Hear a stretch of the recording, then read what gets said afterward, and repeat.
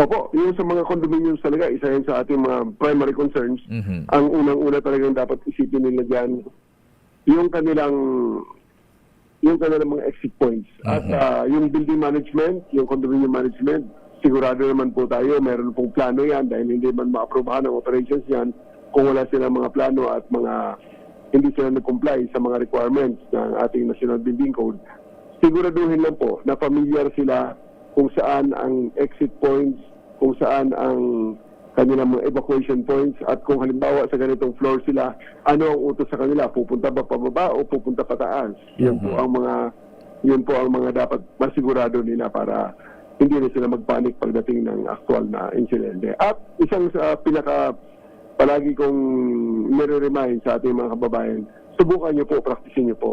Kasi, halimbawa, sabing, sige, bababa tayo, ikaw ay nasa 40th floor.